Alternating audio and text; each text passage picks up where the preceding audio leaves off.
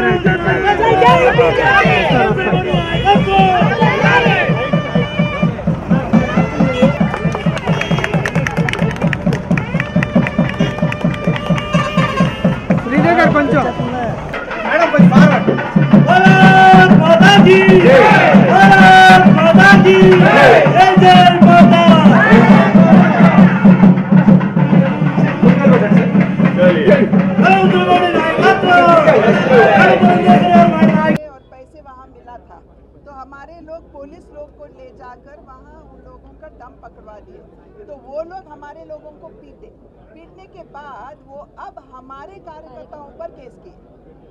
आप बोल चुके हैं ना? हाँ, बोल चुके। चलो It's a very happy occasion for us today, being our foundation day, BJP Sthapna Divas, and in this Sthapna Divas, BJP election office of Purandeshwari ji has also been opened, and since the office has been opened on Sthapna Divas,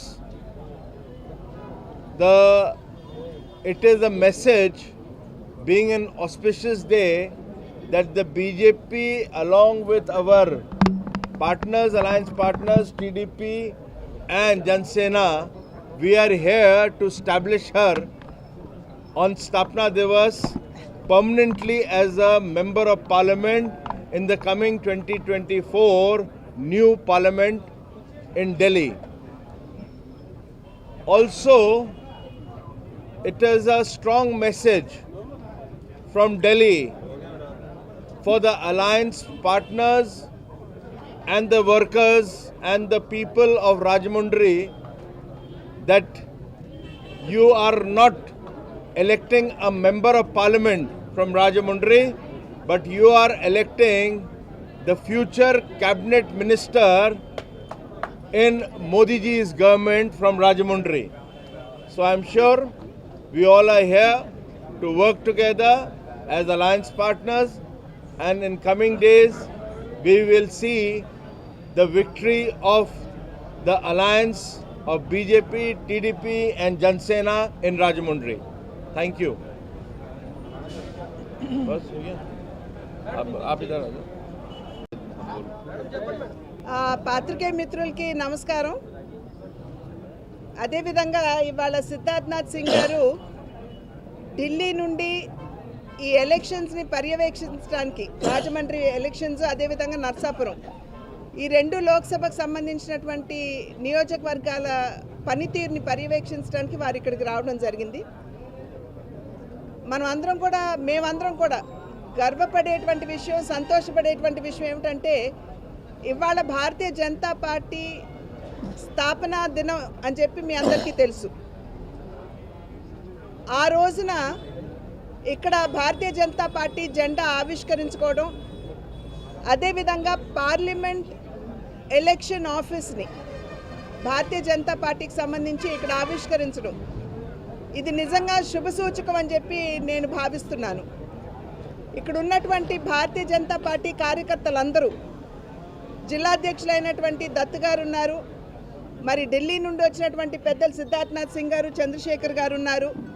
అదేవిధంగా ఇక్కడ ఉన్నటువంటి నాయకులందరూ కూడా భారతీయ జనతా పార్టీకి సంబంధించి, అదేవిధంగా జనసేన మరియు తెలుగుదేశంకి సంబంధించి కూడా ఇవాళ కూటమిగా ప్రజల ముందుకు వచ్చినటువంటి సందర్భంలో ఈ 3 పార్టీలకి సంబంధించినటువంటి కార్యకర్తలందరూ కృతనిశ్చయంతో ఉన్నారని చెప్పి నేను గట్టిగా విశ్వసిస్తున్నటువంటి విషయం ఏమిటంటే, ఏదైతే ఈ 5 సంవత్సరాల కాలం ఆంధ్ర రాష్ట్రం ఎన్ని ఇబ్బందులు ఎదుర్కొందో ప్రజలందరికీ తెలుసు.